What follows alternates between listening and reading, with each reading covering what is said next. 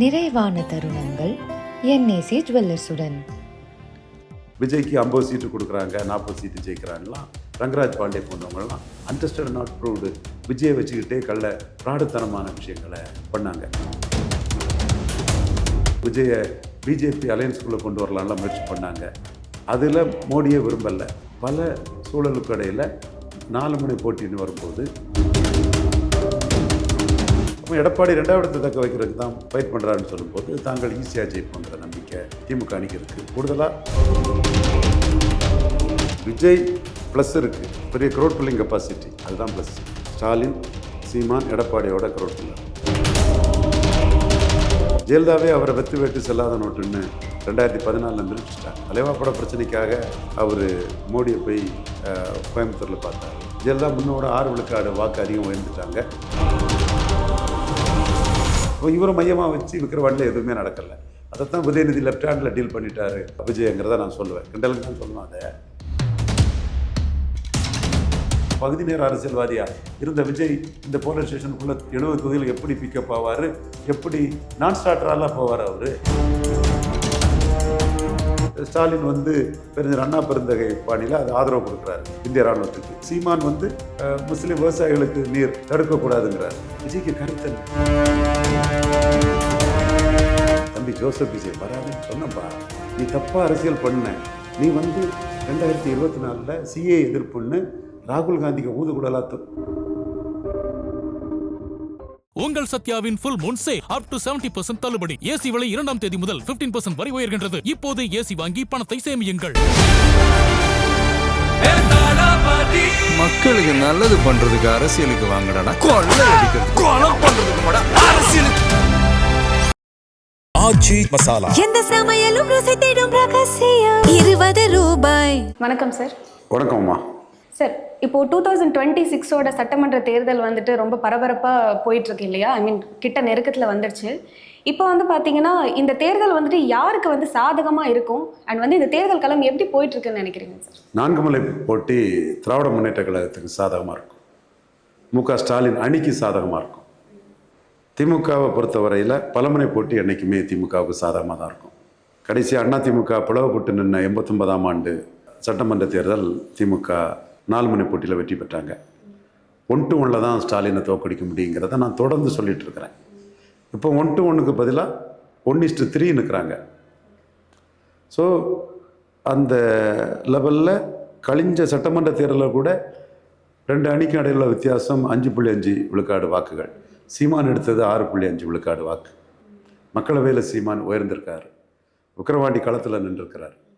களத்தை விட்டு ஓடிய கோழை நாய்கள்னு என்டிஏ எடப்பாடி விஜயை அடிச்சிருக்கிறார். ஈரோடு கிழக்கு களத்தில் சீமான் வர்சஸ் ஸ்டாலின், பெரியார் வர்சஸ் பெரியார் எதிர்ப்பு, திராவிடம் வர்சஸ் தமிழ் தேசியம்னு நின்றுருக்கிறார். ஸோ சீமான் தனித்து நிற்கிறது வர ஸ்டாலினை வீழ்த்துறதுங்கிறது ஒரு கஷ்டமான விஷயந்தான். அந்த இடத்துக்குள்ளே ஸ்டாலினை வீழ்த்துறதுக்காக பலம் நிரூபிக்காத விஜய்க்கு 50 சீட்டு கொடுக்குறாங்க, 40 சீட்டு ஜெயிக்கிறாங்கலாம். ரங்கராஜ் பாண்டே போன்றவங்கலாம் அன்டெஸ்டட் நாட் ப்ரூவ்டு விஜயை வச்சுக்கிட்டே ஃப்ராடுத்தனமான விஷயங்களை பண்ணாங்க. நிரூபித்த விஜயகாந்துக்கு ஜெயலலிதா கொடுத்து வீழ்த்தினது வேறு. பலமே நிரூபிக்காத ஒருத்தரை கூட்டணியில் சேர்த்து எப்படி வீழ்த்த முடியும்? எவ்வளோ அயோக்கியத்தனமான ஒரு அகங்காரமான ஒரு ஜஸ்ட் ஒரு நாணய குறைவான ஒரு செயல். அப்படியெல்லாம் பண்ணாங்க. அது விஜயை பிஜேபி அலையன்ஸ்குள்ளே கொண்டு வரலாம்லாம் முயற்சி பண்ணாங்க. அதில் மோடியை விரும்பலை. பல சூழலுக்கு இடையில் 4 முனை போட்டின்னு வரும்போது ஸ்டாலின் எதிர்ப்பு வாக்குகள், திமுக எதிர்ப்பு வாக்குகள் சிரவும் போது திமுக மிகப்பெரிய வெற்றியை பெறுவாங்க. திமுக பார்த்தீங்கன்னா அவங்க போட்டியிடுற 150 தொகுதியிலையும் நிச்சயமாக நாங்கள் ஜெயிப்போம் அப்படின்னு சொல்லி ரொம்ப உறுதியாக சொல்கிறாங்க இல்லையா சார்? அதுக்கு என்ன சொல்லணும்னு நினைக்கிறீங்க சார்? அதுக்கு அதிமுக எடப்பாடி பழனிசாமி தலைமையில் தொடர் தோல்வி அடைகிறது தான் காரணம். எடப்பாடி பழனிசாமி 2021 தோல்விக்கு சிவி சண்முகம், ஜெயக்குமார், செங்கோட்டையன் எல்லாமே பாஜக காரணம், பாமக காரணம்னாங்க. 24 படுதோல்விக்கு பிறகு மீண்டும் பாஜக கூடயும் பாமக கூடயும் சேர்ந்துருக்காங்க. அப்போ அவங்க நோக்கமே 2வது இடத்தை தக்க வைக்கிறது தான்.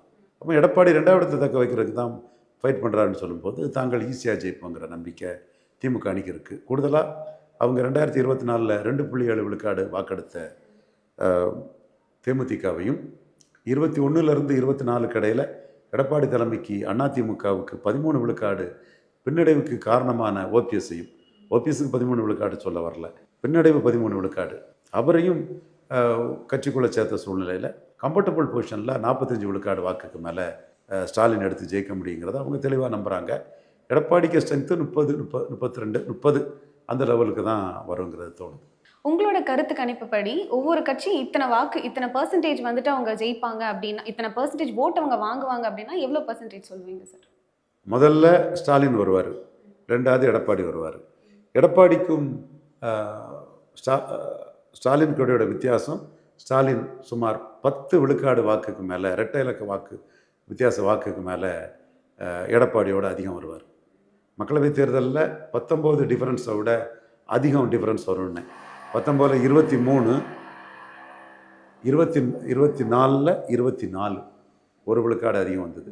இப்போ 5.5 விழுக்காடு டிஃபரன்ஸ் 2021 வந்தது. நிச்சயமாக இதோட 2 விழுக்காடுக்கு மேலே, 10 விழுக்காடுக்கு மேலே ஸ்டாலின் லீடர்ஷிப்புக்கு எடப்பாடி லீடர்ஷிப்போட அதிக ஓட்டு வரும். அண்ட் விஜய் அவர்கள் பார்த்தீங்கன்னா அவங்க தொடர்ந்து பண்ணுற பிரச்சாரத்தை எதையுமே அவங்களால முழுசாக முடிக்க முடியாமல் பாதியிலே நிறுத்திட்டு போகிற மாதிரியான ஒரு சூழ்நிலை வருது இல்லையா சார்? அதுக்கு என்ன சொல்லணும்னு நினைக்கிறீங்க? விஜய் ப்ளஸ் இருக்குது, பெரிய க்ரௌட் புல்லிங் கெப்பாசிட்டி, அதுதான் ப்ளஸ். ஸ்டாலின், சீமான், எடப்பாடியோட க்ரௌட் புல்லர் ப்ளஸ்.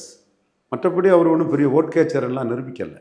ஜெயலலிதாவே அவரை வெத்து வேட்டு செல்லாத நோட்டுன்னு 2014 நிரூபிச்சிட்டாங்க. தலைவா பட பிரச்சனைக்காக அவர் மோடியை போய் கோயம்புத்தூரில் பார்த்தாரு. ஜெயலலிதா முன்னோட 6 விழுக்காடு வாக்கு அதிகம் உயர்ந்துட்டாங்க. 39 சீட்டுக்கு 37 சீட்டு ஜெயித்தாங்க. இப்போ விஜய்க்கு முகம் செல்லா காசுங்கிறத முத நிரூபித்தது ஜெயலலிதா தான். விஜய்க்கு முகம் செல்லா காசுங்கிறத ஜெயலலிதா நிரூபித்தாங்க. ஏன்னா விஜய் மன்றங்கள்லாம் பிரச்சாரம் பண்ணியும் அவர் ஜெயலலிதாவுக்கு எதிராக மோடியை பார்த்தும் எடுபடலை. அதுக்கு பிறகு ஜெயலலிதா சாகிறது வரை விஜய் அரசியலையும் பேசலை, வெளியிலையும் பேசலை, சினிமாவிலையும் பேசலை. அதற்கு பிறகு கள்ளக்குறிச்சி சாராயசாவை பார்த்தாரு. விக்கிரவாண்டியில் நோட்டாவுக்கு ஓட்டு கூடியிருக்கணும், நோட்டாவுக்கு ஓட்டு குறைஞ்சிட்டு. திமுகவுக்கு போலிங் குறைஞ்சிருக்கணும், கூடிட்டு. போலிங் கூடியிருக்கணும், போலிங் கூடிட்டு. குறைஞ்சிருக்கணும், கூடிட்டு. இவர் மேலே அதிருப்தியில் இவர் மேலே பாசம் உள்ளவங்க ஓட்டு போட வரக்கூடாதுல்ல, வந்தாலும் நோட்டாவுக்கு போடணும் இல்லை, போட்டாலும் திமுகவுக்கு போடக்கூடாதுல்ல. அப்போ எதுவுமே அங்கே இருக்கல. அப்போ இவரை மையமாக வச்சு விக்கிரவாண்டியில் எதுவுமே நடக்கலை. அதைத்தான் உதயநிதி லெஃப்ட் ஹேண்டில் டீல் பண்ணிட்டாரு விஜயங்கிறத நான் சொல்லுவேன், கிண்டலுக்கு தான் சொல்லுவேன். அதை இப்போ களத்துக்குள்ளே வராரு, அவர் சிஎம்னு வராரு. இதில் மைனஸ் பாயிண்ட் என்னென்னா 24 களத்துக்குள்ளே லெட்டர் பேடாக இருந்தது, கேண்டிடேட் போட முடியாமல். பாஜகவை மட்டும் எடுத்துக்கிட்டு காங்கிரஸுக்கு ஆதரவாக சிஏ எதிர்ப்புன்னார். இவர் காங்கிரஸுக்கு வால் பிடிக்க சிஏன்னு இருந்தார். காங்கிரஸ் திமுகவுக்கு வால் பிடிக்க போயிட்டான். அப்போ பிரயோஜனம் இல்லை. அதுக்கு பிறகு விக்கிரவாண்டி ஈரோடு கிழக்கு வரும்போது விக்கிரவாண்டியில் நின்று போலரைசேஷனை உடைச்சிருக்கணும். வன்னியர் பெல்ட்டுக்குள்ளே போலரைசேஷன் தான் வரும். எப்படி போலரைசேஷன் வரும்னா, அதிமுக வன்னியர் கட்சி, பெரிய வன்னியர் கட்சி, சிவி சண்முகம், கேபி முனுசாமி, அன்பழகன், வீரமணி, திருத்தணிக்கரி, சொரத்தூர் ராஜேந்திரன், துரக்கண்ணு குடும்பத்தார், இப்படி கம்ப்ளீட்டாக வன்னியர் டாமினேட்டராக இருக்குது. 10.5 கொடுத்த கட்சி, மறக்க முடியாது. பாமக 18 சீட்டு நின்று ராஜ்யசபா சீட்டோட அன்புமணி நிற்கிறாரு. இவங்க தான் விக்கிரவாண்டியில் போலரைசேஷன் பண்ணவங்க. இவங்க அதிமுக நிற்கிறாங்க. அதிமுக சேலத்தில் 38 விழுக்காடு, விழுப்புரத்தில் 36, கள்ளக்குறிச்சியில் நியர்லி 40, நாமக்கல்லில் 40, சிதம்பரத்தில் 36ன்னு இந்த பெல்ட்டுக்குள்ளே ஸ்டாலினோட பெரிய தலைவராக இருக்கிறாரு. இண்டிவிஜுவல் ஸ்டாலினோட பெரிய தலைவராக இருக்கார் ஐயா எடப்பாடி பழனிசாமி. வன்னியர் சமூகத்தின் ஆதரவில் அங்கே அன்புமணியும் சேர்றாரு. போலரைசேஷன் தான் வரும். அப்போ இதை உடைக்கிறதுக்கு தான் 10 சீட்டு கொடுத்து கேப்டன் விஜயகாந்துக்கு பறையர் வன்னியர் எல்லாத்துக்கிட்டையும் செல்வாக்கு இருக்குது. கேப்டன் விஜயகாந்தின் சின்னம் உதயசூரியன் சொல்றதுக்கு தான் நாயுடு, போயர், ஒட்டர், 24 மனை தெலுங்கு செட்டியார், தேவாங்கர் செட்டியார், தொட்டிய நாயக்கர், இவங்கள்ட்டெல்லாம் ஒரு ஆதரவை பெறதுக்கு 2.7 விழுக்காடு கடைசியாக வாக்கெடுத்த தேமுதிகவை ஸ்டாலின் இங்கே கூட்டணி கொண்டு வந்துட்டார். திருமாவளவன் போலரைசேஷனுக்கு தான் இருக்கிறார். அப்போ இந்த பெல்ட் போலரைஸ்ட் ஆகும். வன்னியர், பெரிய வன்னியர் கட்சியும் சின்ன வன்னியர் கட்சியும் ஒரு பக்கமும், இங்கே தெலுங்கு தாய்மொழி மக்களை போலரைஸ் பண்ணதுக்கு கேப்டன் விஜயகாந்த், வன்னியர் பறையரும் இருக்காங்க அவருக்கு, திருமாவளவன் பறையர்களை போலரைஸ் பண்ணதுக்கு, கிறிஸ்டின் முஸ்லீம் காங்கிரஸை போலரைஸ் பண்ணுறதுக்கு. கிறிஸ்டின் முஸ்லீம் தான் விஜயை நம்ப முடியாதுன்னு திமுக கூட போயிட்டான் காங்கிரஸ். ஸோ அதை வச்சு இந்த போலரைசேஷன் இங்கே நடக்கும்.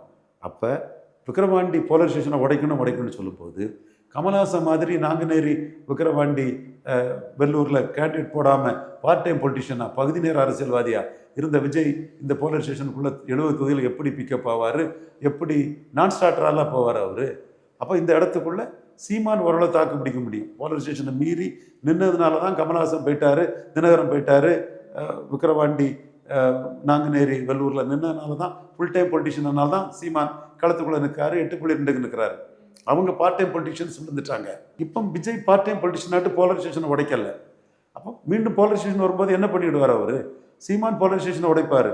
உன்னையோட அடிக்க சொன்னேன், பறைய தானே அடிக்க சொன்னேன், 5 விழுக்காடு பறையருக்கும் தேவேந்திர குல வேளாளருக்கு இடஒதுக்கீடு உயர்த்தி கொடுக்கணும், ஆதித்தமிழர் வெல்லாது மீதி தமிழர் வெல்லாது, சிவன் பறையர், கோனூருக்கு இப்போ கோன் கோட்டை, கோனார் கோட்டை, நீ மராட்டியம் கோட்டைன்னு சொல்லும்போது பொத்திக்கிட்டு இருந்தவன் கோனார் கோட்டை தமிழங்கோட்டைன்னு போது ஏண்டா குறுக்க வந்து நிற்கிறான்னு ஓங்கி அடிப்பார். வீரப்பன் என்கவுண்டரை சரின்னு இப்போ ஜெயலலிதா சொல்லிட முடியுமா? ஜெயலலிதா ஊழல் பெருச்சாளி, அந்த ஊழல் பெருச்சாளி ஊழல் வழக்குக்காக கன்விட்டானவங்க அவங்க. வீரப்பன் வனக்காவலை, வீரப்பன் கொள்ளக்காரன்னா ஜெயலலிதாவுக்கு என்ன பேர், கருணாநிதிக்கு என்ன பேருன்னு சீமான் வந்து இன்னைக்கு வீரப்பன் என்கவுண்டரை நீ பேசிடுவியான்னு போலரைசேஷனை உடைப்பார். உடைக்கிறதுக்கு களத்துக்குள்ளே நின்னார். போலரைசேஷனை கோட்டை விட்ட விஜய் வந்து நார்தன் பெல்ட்டுக்குள்ளே என்ன பண்ண போகிறாருங்கிறது பெரிய கேள்விக்குறி. ரொம்ப சிரமமாக இருக்கும் அங்கே. ஒன்று. அடுத்து வந்து அவர் கடைவரித்தேன் கொள்வார் இல்லை, கூட்டணி ஆட்சியில் பங்குனார், கூவி வித்தார், யாரும் இல்லை. முஸ்தபா வந்திருக்கிறாரு, ஜெகநாத் மிஸ்ரா வந்திருக்காரு, 24 மலை தெலுங்கு செட்டியார், முஸ்தபா முஸ்லீம், ஷெரீப் வந்திருக்காரு. அப்போ இவங்க வந்திருக்காங்கன்னா சொல்லணுமே, என்ன நம்பி மந்திரி பதவிக்காக இவங்க வந்திருக்காங்க அப்படின்னு சொல்லணும். அது கூட இல்லை, அவங்கள தாவேக்க காட்டுற மாதிரி ஷோ காட்டுறாரு, மோசடி பத்தனம் பண்ணுறாரு. ஸோ இந்த மோசடியை நான் எக்ஸ்போஸ் பண்ணுறேன். ஸோ இந்த இதுக்குள்ளே விஜய் எல்லா வகையத்திலையுமே வந்து ஒரு பாப்புலாரிட்டி இருந்தாலும் அஸ் எ லீடர் ஒரு சந்தர்ப்பவாதியா, சுயநலவாதியா, ஒரு கோழைத்தனமான ஒரு அரசியல்வாதியா, பச்சோந்தித்தனமான அரசியல்வாதியா, ஒரு கன்னிங் ஆட்டு, ஒரு கால்குலேட்டடாக இருக்காருன்னு வருது. இண்டோ பாக் வார் வந்து பெரிய ஒரு இஷ்யூ. அதில் ஸ்டாலின் வந்து பெருஞ்சர் அண்ணா பெருந்தகை பாணியில் அது ஆதரவு கொடுக்குறாரு இந்திய இராணுவத்துக்கு. ஸ்டாலின் இது சீமான் வந்து முஸ்லீம் விவசாயிகளுக்கு நீர் தடுக்கக்கூடாதுங்கிறார். விஜய்க்கு கருத்து என்ன? இது திருமங்கலம் விஷயம். அதில் சீமான் தமிழராக தொடரணும், தமிழம்னா நீ பெரும்பான்மைங்கிறாரு. விஜய்க்கு கருத்தே இல்லை. அப்போ இவர் எந்த தரப்பு மக்கள் நம்புவா? யார் நம்புவா? நீ ஏதாவது ஒரு கருத்து சொல்லணும் இல்லை. அருந்ததியர் பெரியார் ரெசல்யூஷன் பற்றி உனக்கு கருத்து இல்லை. அதாவது மக்கள்கிட்ட வந்து விஜய் பேச ஆரம்பிச்சா தானே சார், அதாவது அவர் ஃபுல்லாக பேசி முடிச்சாதான் அவர் என்ன கருத்து சொல்கிறாருன்னு நமக்கு தெரியும் இல்லையா? பட் அவர் பிரச்சாரமே பாதிலே தடைப்பட்டு போகும்போது அவர் என்ன கருத்து சொல்ல முடியும்னு நினைக்கிறீங்க? அறிக்கையாக கொடுக்கலாம், சொல்லலாம், எவ்வளோ இது இருக்குது. 8ஆம் தேதியே ஜனநாயகம் படத்துக்கு அடி உண்டு, சசிகலா ட்ரீட்மெண்ட் தான் உங்களுக்குன்னு நியூஸ் 18ல் சொன்னேன், டிக்ளேர் பண்ணி தான் சொன்னேன். இப்போ சூழ்ச்சின்னு இப்போ சொல்கிறாரு. என்ன அர்த்தம் இருக்குது அவர் பேச்சில்? அப்போ நம்ம ஒரு தெளிவாகவே 8ஆம் தேதி உங்கள் படம் வராது, நீங்கள் வந்து வரதுக்கு முன்னாடியே இந்த நாட்டின் மானத்தை காப்பாற்றின, இந்துக்களின் மானத்தை காப்பாற்றின, ஆர்எஸ்எஸின் மானத்தை காப்பாற்றின, பாஜகவின் மானத்தை காப்பாற்றின, 3வது முறை நாடு சோனியா கையில் போகாமல் காப்பாற்றின மோடியை வந்து நீங்கள் தீய சக்தி, கொள்கை எதிரிங்கிறீங்க. இந்த நாட்டில் நம்பிக்கை துரோகம், மக்கள் தீர்ப்புக்கு மீறி எமர்ஜென்சி போட்டு அரசாண்ட வாரிசு அரசியலின் மொத்த உருவம், ஊழலின் ஊற்றுக்கண் ராகுல் காந்தியை தூய சக்திங்கிறீங்க. எப்படி உங்கள் படம் வரும்? வராதுன்னு நாம் சொன்னோம். அது படம் வரல. அது இன்றைக்கி 75 நாளான பிறகு இப்போ சூழ்ச்சிங்கிறார். தம்பி ஜோசப் விஜய் வராதுன்னு சொன்னப்பா, நீ தப்பாக அரசியல் பண்ண.